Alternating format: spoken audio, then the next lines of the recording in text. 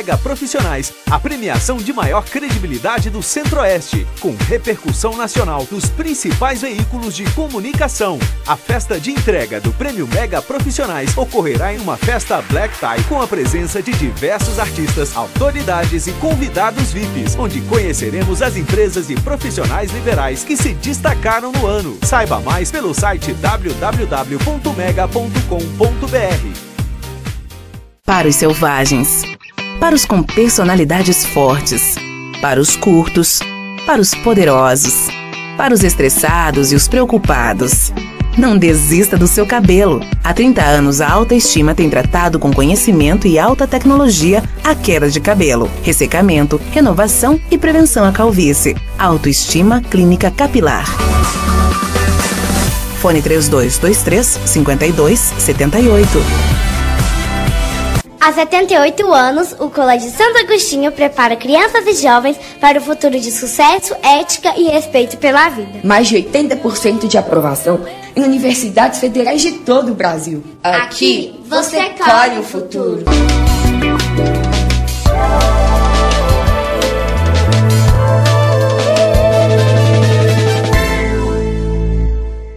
Já estamos de volta com o programa Mega Profissionais. Agora vamos falar de obesidade infantil. Atenção, papais e mamães, como vamos verificar, como vamos acompanhar a saúde dos nossos nenéns, das nossas crianças? Estou recebendo aqui a nutricionista Michele J, que está de volta no programa Mega Profissionais. E a minha primeira pergunta é, tudo bem com você? Tudo, né? A primeira pergunta é essa, com certeza. Agora, Michele, como saber que uma criança está obesa? Ah, sim, a gente tem que olhar mais parâmetros, porque um adulto a gente olha de acordo com peso e altura, você vê o IMC. Mas a criança você tem que avaliar um conjunto, de acordo com peso por idade, altura por idade, porque às vezes acontece da criança estar acima da altura. Se ela está acima da altura, ela logicamente vai estar pesando mais, e você pode estar superestimando com sobrepeso, e a mesma coisa aquela criança que é mais pequenininha. Às vezes a gente julga que ela está magrinha, desnutrida. Então a gente tem que olhar esse conjunto e aliás, jogar. Esse conceito de saúde mudou muito ao longo dos anos, né? Antigamente, as pessoas realmente viam a saúde ligada ao gordinho. Tinha que estar gordinho. Não, mas esse menino está muito magro, está doente. Até hoje, você acredita? As pessoas falam, não, mas isso é coisa antiga. O pessoal que falava isso, que quando a pessoa estava gordinha, quando a criança estava gordinha, ela estava bem, ela tinha que estar rosadinha, né? Que ela tá saúde, ela estava com saúde. Mas até hoje eu vejo isso. As mães, quando veem uma criança magrinho demais, os avós também, claro, né? Mas elas ficam preocupadas. Elas falam, essa criança está magra demais. E aí começam a colocar suplementos para a criança, colocar vitaminas para as crianças. Isso é correto? Isso acontece. Então, o ideal é avaliar a curva, jogar na curva, como eu falei, e avaliar, porque às vezes tem crianças que têm a genética de ser mais miudinha mesmo, que às vezes não é questão que ela não tem saúde por ser magrinha, mas às vezes a genética dela é de ser miudinha. Então, a gente tem que olhar de acordo com os exames bioquímicos, se está tudo normal, dentro dos parâmetros, olhar as curvas. Se ela estiver nessa constância, o que a gente tem que olhar é se ela está sempre subindo na curva. Se ela estiver assim, então tá ótimo. Agora, o perigo é uma criança que está ali com peso e tal, e de repente ela cai, ela decresce. Aí sim a gente identifica. Sabe uma coisa que eu acho que é muito difícil? Eu te falo isso por experiência própria, né? A minha mãe, eu sempre fui gordinho, nunca fui magro. Não faz parte da minha história ser magro. Mas sempre fui gordinho. E eu via, coitada da minha mãe, uma dificuldade muito grande para controlar o meu peso. Ela fazia de tudo. Ela me levava no nutricionista, ela me levava no... como é que chama? O médico endócrino. Ela me levava no endocrinologista. Ela me colocou até na musculação, quando eu era adolescente, né? Ela falou, tem que fazer alguma coisa para salvar esse menino, para ele emagrecer, né? E era muito difícil, porque eu era muito reticente com relação a isso, né? E eu tinha a coisa de, me forçou e eu não queria fazer. Eu tinha isso. Agora eu vejo dificuldade muito grande. O que os pais podem fazer? Como é que está funcionando hoje em dia? Isso acontece muito. O que a gente não pode mexer assim já de cara para falar é não forçar com criança, porque criança é pirracenta, então você acaba bloqueando a criança. Ah, pensava que era só eu, né? Não, todas as crianças. Mas eu não dava pirraça, eu não era pirracenta, eu era reticente. Quando ela falava tinha que fazer, eu falava, não vou fazer, não vou fazer. Aquela coisa do contra, quer ser do contra, tem opinião. Então, assim, o principal é você não estar colocando a sua opinião, deixando ela fazer escolhas, mostrando. Por exemplo, eu ia falar para você comer salada, mas eu não vou falar, porque você é inteligente, então você sabe. Então, assim, você contorna a situação, você tem que usar desse artifício. E é um erro muito grande os pais premiarem as crianças. Por exemplo, se você comer tudo, tem sobremesa. Ou então, se você não comer, você não vai no cinema.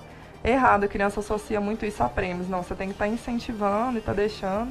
E não deixar ela substituir. Acontece muito quando a criança está amamentando, né? E vai começar a comer, introduzir o alimento mesmo. Trocar o almoço por mamadeira. Tem que ter todo esse jogo de cintura mesmo para não deixar a vontade delas prevalecerem, mas também de forma a não impor. Tem que ter um jogo. É uma situação muito complicada, eu acredito. Aliás, criar e educar uma criança não é nada fácil. É a tarefa ali escolhida para aquelas pessoas especiais para criar. Agora, os pais, tem a questão de ir para o colégio, né? O lanche que vai ter ali no colégio. A gente já sabe que tem que ser ativado mais frutas, não é isso? Agora, tem muitos pais que restringem totalmente o açúcar, né? Eu conheço pessoas que são veganos, né? Que já impõem essa condição para a criança. Sou vegano e eu quero que o meu filho seja vegano, porque é a melhor opção que tem de alimentação. Eu não sei como é que é a cabeça da criança com relação a isso. Né? Eu conheço casos que a criança realmente continua, mas eu conheço casos que não, e é um sofrimento da criança. Como tratar uma situação como essa?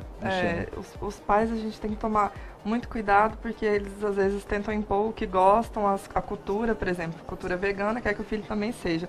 Mas a gente não pode esquecer que isso é um livre-arbítrio que tem que passar da pessoa. Porque se a pessoa é vegana, ela é porque ela quer, porque ela não sente vontade, mas às vezes o filho sente vontade, já parte do princípio errado. Aí já começa a comer escondido, por exemplo, no caso, quando proíbe doces. Compra na escola, a criança dá um jeito. Então, assim, acho que o melhor é não restringir, é colocar a ordem, fazer rotina. Não, todos os dias não pode. A criança, ela adquire os hábitos que tem em casa. Então, na verdade, quando a gente vai tratar uma obesidade infantil, sobrepeso, a gente trata primeiro aos pais, a cultura em casa. Os alimentos que são oferecidos, a forma de preparo que esse alimento é oferecido. Por exemplo, não adianta você querer restringir doce, fritura, industrializados, se a sua despensa é cheia. Então, assim, a gente, na verdade, para tratar a criança é tratar os pais primeiro. Porque é naquele ambiente que ela está crescendo, naquela cultura, que ela vai desenvolvendo os hábitos alimentares. É engraçado também que as pessoas costumam muito culpar só os pais, né? Eu fico preocupado com isso porque eu já tive em uma das posições que era de filho, né? Eu vi uma criança recentemente agora, visivelmente obesa, ela estava tão gordinha, mas tão gordinha que ela não conseguia nem andar direito. É uma criança, pequenininho, né? E todo mundo fala, a culpa é dos pais.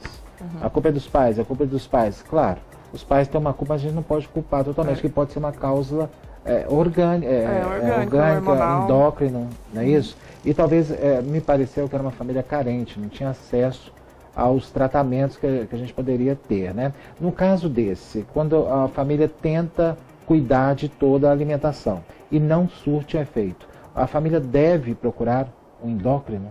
Deve, a procura pelo endócrino é importante mesmo, assim, justamente para fazer essa investigação. Dando certo ou não os resultados, é importante você estar fazendo essa investigação hormonal para estar vendo se algum problema de saúde mesmo está ocasionando essa obesidade, esse sobrepeso, que a gente sabe que tem várias questões, que é uma causa multifatorial. Tem também problemas, às vezes, que a criança está passando em casa, na escola, às vezes não está gostando e ela desconta na comida, aquela ansiedade. Então, assim, não é um fator isolado de excesso de alimentação. Certo. Mas é um fator, às vezes, que envolve muita coisa. A gente tem que estar investigando certinho. Então, quanto mais profissionais envolvidos, mais completo será o resultado. Qual tipo de doença que pode aparecer derivada da obesidade? Da obesidade, a criança pode vir a desenvolver diabetes, pode vir a desenvolver problemas até doenças coronarianas, a chance dela ter um infarto dela no futuro é maior. Ela até tem uma aterosclerose, né? Então nós temos também a diabetes, temos hipertensão, pressão alta. Tem crianças aí hoje em dia que já estão com a pressão assim lá no céu. Nossa, então, criança?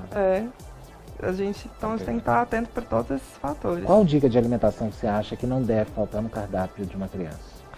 Dicas de alimentação, de alimento? Eu acho que a gente pode estar incentivando ela a comer todos os grupos, mas acho que sempre as frutinhas, frisando as frutinhas, porque a criança troca muito doce fruto por doce, né?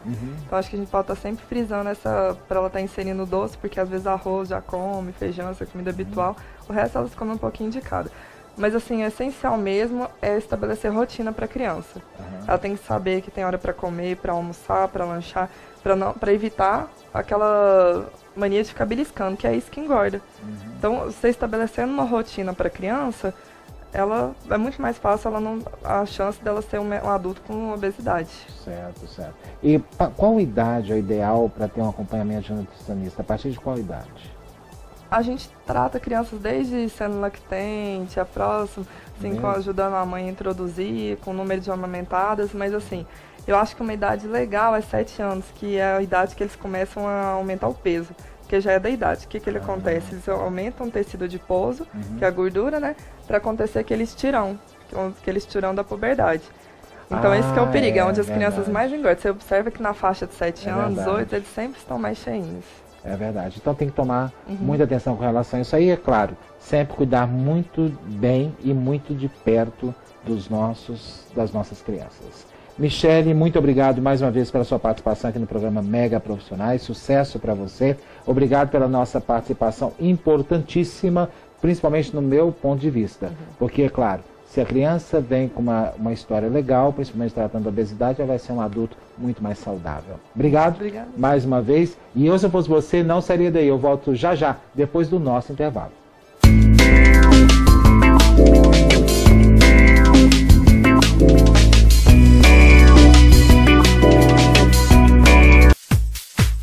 Prêmio Mega Profissionais, a premiação de maior credibilidade do Centro-Oeste, com repercussão nacional dos principais veículos de comunicação. A festa de entrega do Prêmio Mega Profissionais ocorrerá em uma festa Black Tie com a presença de diversos artistas, autoridades e convidados VIPs, onde conheceremos as empresas e profissionais liberais que se destacaram no ano. Saiba mais pelo site www.mega.com.br. Teatro Madre Esperança Garrido, o mais charmoso da cidade. São 785 lugares, estacionamento próprio, sala VIP, bilheteria informatizada, equipe técnica especializada, camarins equipados, Avenida Contorno, Centro, fone 3212-3531. Teatro Madre Esperança Garrido, o palco das grandes estrelas.